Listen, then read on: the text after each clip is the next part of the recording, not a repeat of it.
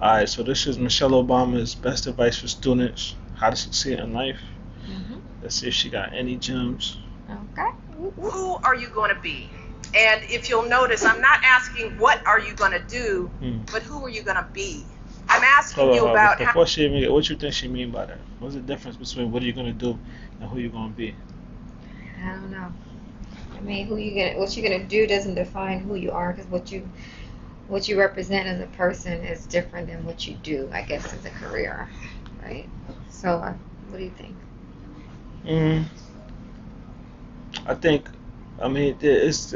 I understand kind of both parts. I feel like what you do is who you are. You know what I'm saying?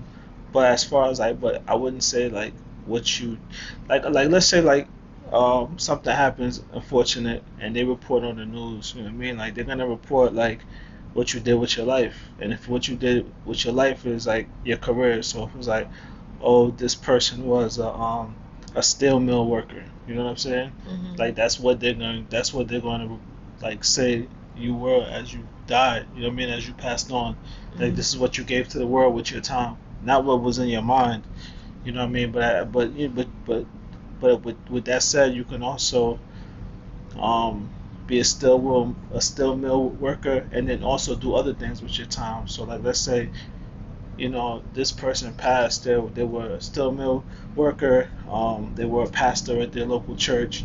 They were this and that. They gave time to kids, to boys and girls. I mean, now you start to develop who the person really is. But I Yeah. feel like it's definitely tied to what you do. You know what I mean? Anything else is, I always look at it as like a scapegoat. Right. But I also think like who you are, like as a person, like with integrity or a genuine person, if you take that into what you do, then obviously what you do is going to be more successful. Yeah, and that's what I think she's talking about. I think she's talking about that's the helicopter passing by. What she's more talking about, I guess, is like how you do what you do. You know what I'm saying? Like Hmm. because you could work anything, do anything, and then you would still have like a way that you do it. So do you do it with integrity, no matter Yeah. what it is you do? Yeah. How you plan to live your life every day. How are you going to respond when you don't get that job you had your heart set on? For all of you who are going to be teachers, what are you going to do if the students in your class next year just don't respond to your lessons?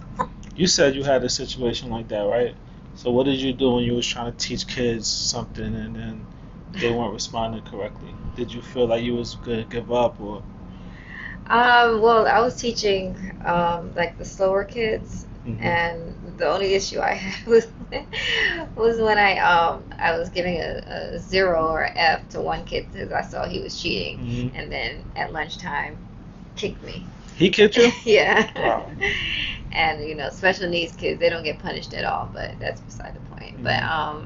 I mean, Did. how I responded, because I just know that the patience it takes, Hmm. I didn't feel a certain type of That's the way. first thing they probably tell you when they hire you, right? They'll say you have to have patience in this Yeah. job. Like don't come in here wilding and trying to get even and tip for tat with these kids. Yeah, you gotta have patience. So you gotta be prepared for it not responding the way you think kids. Right. Let's see where she go. For all of you going into business, how will you react when your boss gives you a goal that feels way too high? See, these are the moments that define us. Not the day you get the promotion, not the day you win Teacher of the Year, but the times that force you to claw and scratch and fight just to get through the day. The moments when you get knocked down and you're wondering whether it's even worth it to get back up. See, those are the times when you've got to ask yourself. How do you know when something is worth it or like or you had enough? Like how do you decide that? What do you mean? Like how do you decide like with anything like whether you keep going or you're like it's not worth it. It's not worth my time.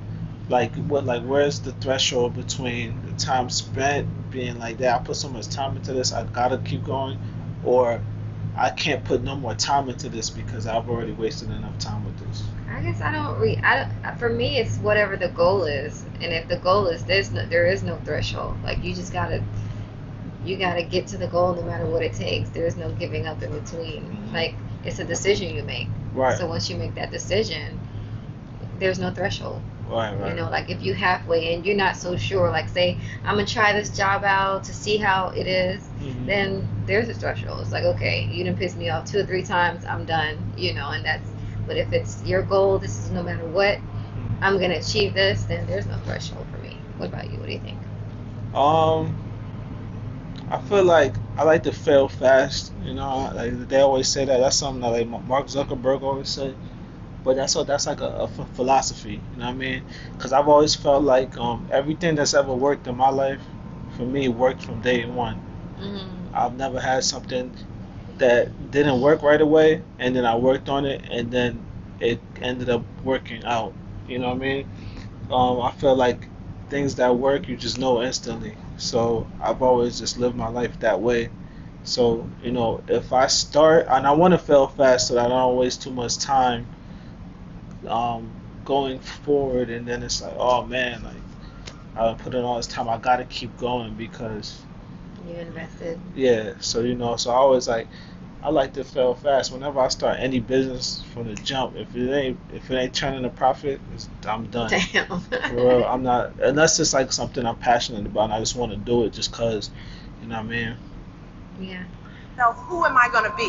And I want to be clear, this isn't just some vague platitude about building character. In recent years, we've actually been seeing a growing body of research that shows that skills like resilience and conscientiousness can be just as important to your success as your test scores or even your IQ. Hold up, I feel attacked. For instance, West Point She cadets just said the who same. scored high on things like grit and determination were more likely to complete basic training than those who ranked high on things like class rank, SAT scores, and physical fitness. So what we're seeing is that if you're willing to dig deep, if you're willing to pick yourself up when you fall, if you're willing to work and work until your weaknesses become your strengths, then you'll develop a set of skills that you can mold and apply to any situation you encounter, any job you might have, any crisis you might confront. But you got to make that choice. And let me just share just a little secret before I end. As someone who has hired and managed hundreds of young people over the course of my career, whether it was during my time as a lawyer, as an administrator, as a university, a nonprofit manager, even now as first. She did a lot of things, right? So what do you think Michelle as the first lady still? Like that is that how she goes down in history? Like For me, yeah. right? Right. Lady, I have never once asked someone I was interviewing to explain a test score or a grade in a class. Never. I have never once made a hire just because someone went to an Ivy League school instead of a state school. Never. What I have looked for is what kind of person you are. Are you a hard worker? Yeah. Are you reliable? Are you open to other viewpoints? I feel like reliable is very important, right? Because Mhm. one of the best abilities is availability, right? So I always feel like it's a talent just to make it to the end. You know what I mean? Like just to make it through all the way. But I remember like back in the day when I used to do things, I would sit in a room with people. I look around the room, and then I would say, half these people not even gonna make it to the end for one reason or the other. You know what I'm saying? Yeah. Like so like I don't even have to be the best in this room. I just have to be the best of the people that make it at the end. You know what I mean? The best person in here might if it's basketball, you know what I mean? Like I remember I was on the basketball team, half the team failed the first thing, so like by Christmas break, like almost half the team wasn't even balling no more. You know what I mean? Mm. So it's kind of like availability is always a big thing, and but I do feel like there's times where you have to know, you know what I mean? Like you do have to get the person who has the most talent, you know what I mean? So I wouldn't always just look past that to hire whoever is like smart in other ways, or you know what I'm saying? Well, who was the one that said, was it Dame Dash or D that said they look for passion?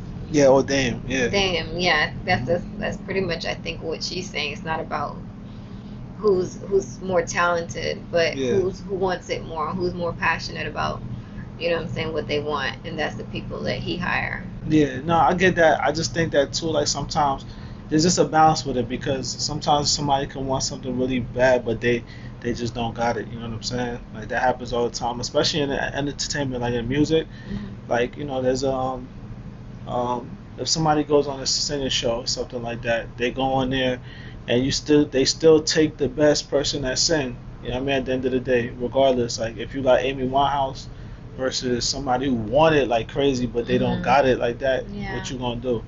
You know what I mean?